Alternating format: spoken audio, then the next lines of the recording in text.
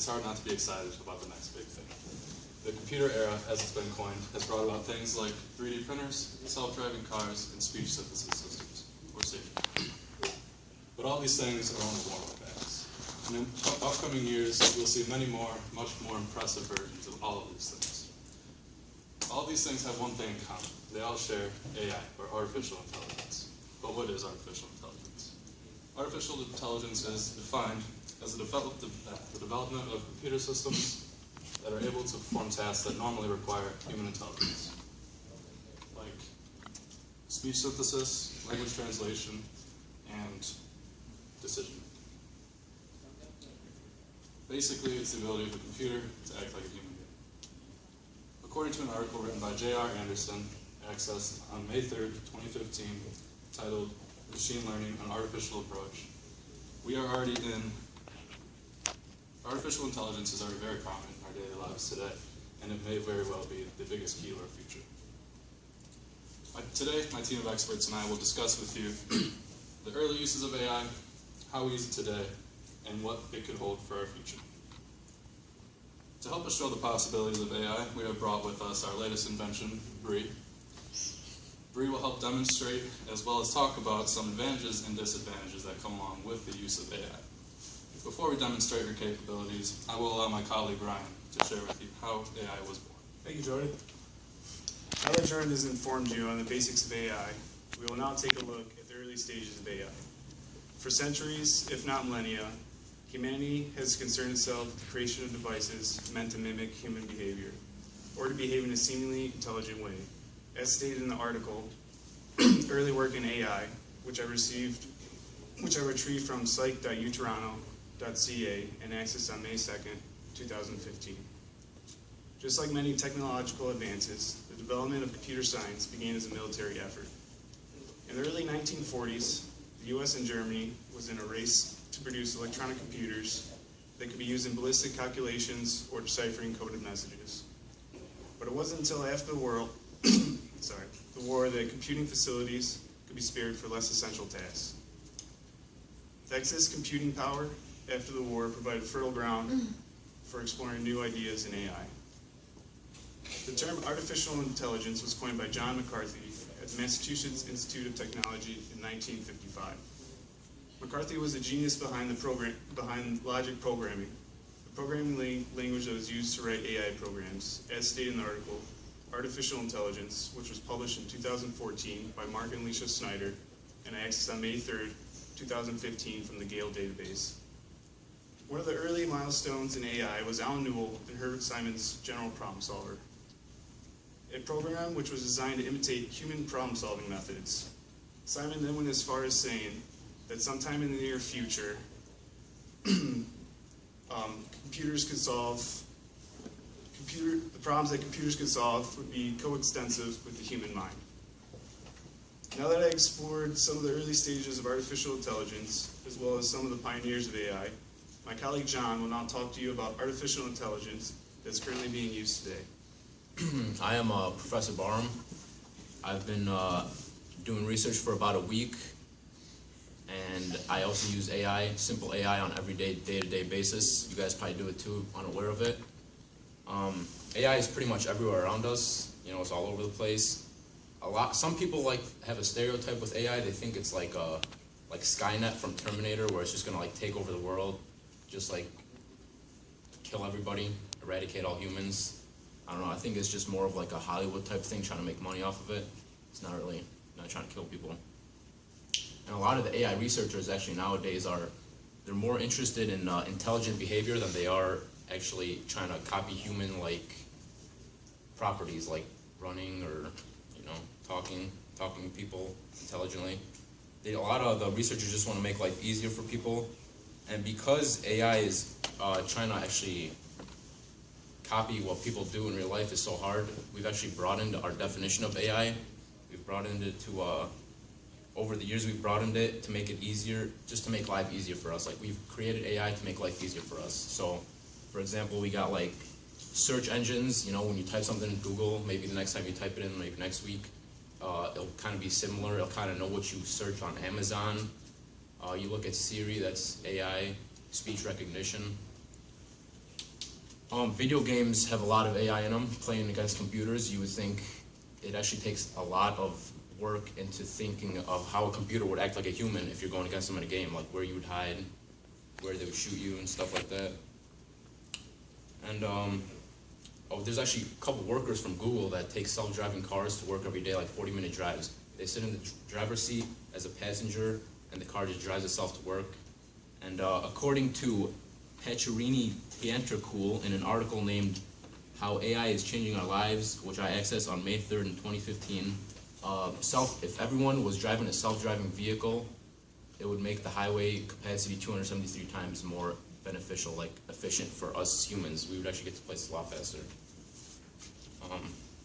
When Siri came out, a lot of people weren't that wowed by it, but I feel like Siri is actually a big step in VPA. It's our virtual personal assistant. So right now it's just Siri. I mean, I feel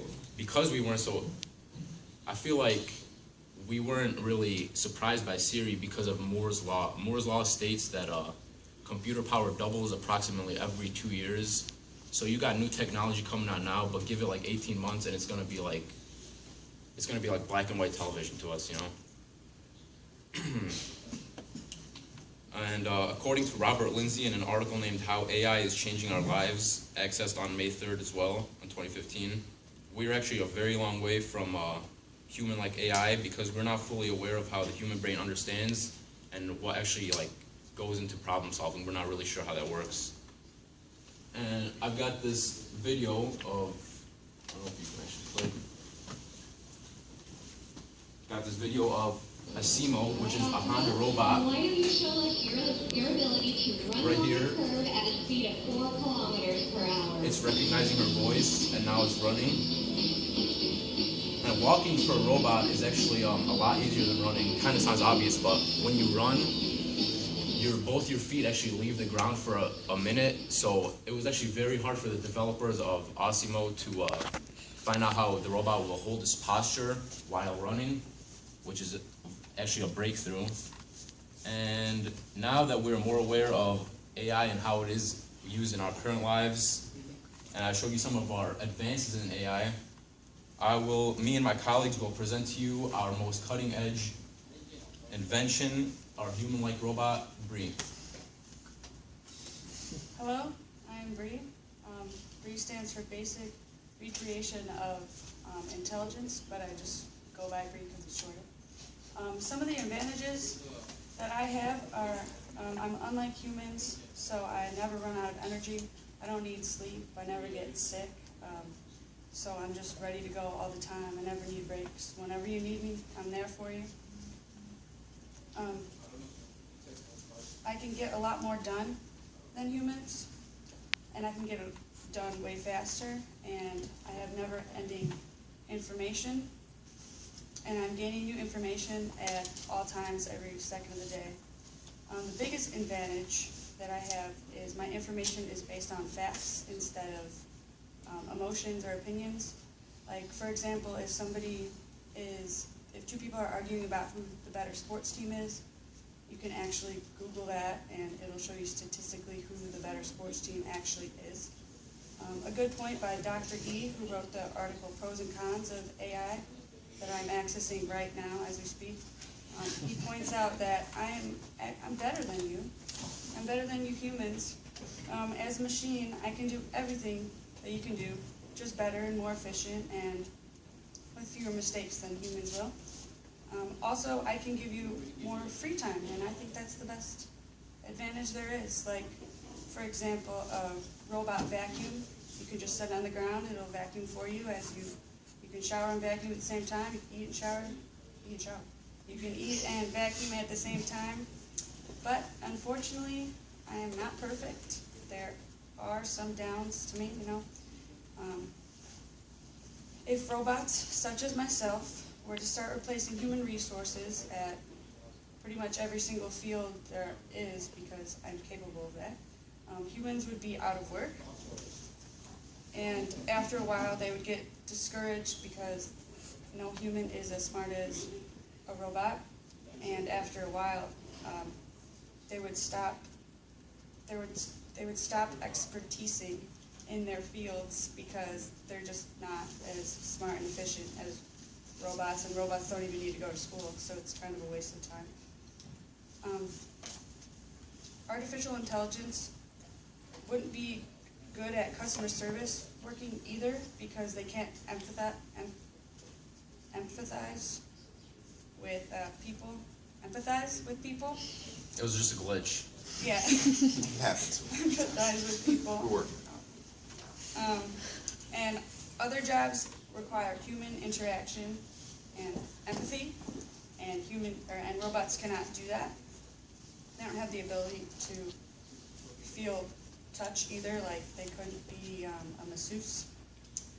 I am retrieving an article right now, as we speak, called Disadvantages of AI by Mariano Oak, and she states that some people argue that intelligence is God's gift from mankind, and it's not right to try and recreate intelligence.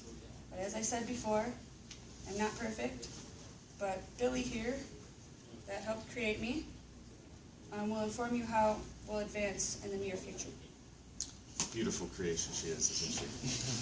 So my name is Dr. Pappas. I was in charge of leading the research on potential projections of what this may look like in the future.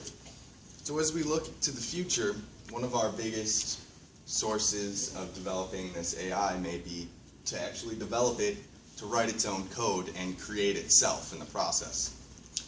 But we do have a lot of fears concerning this kind of development because once we put those kind of actions into place, we kind of lose our control over it. And once that happens, it can turn out anyway. In an article by Bill Joy that he wrote in 2000, titled "Why the Future Doesn't Need Us," starts to explain processes that are actually happening in our everyday lives today. Our dependence on these machines are increasing more and more every day, and eventually will just be phased out, as some of my colleagues discussed. Good, give a round of applause. Nice job.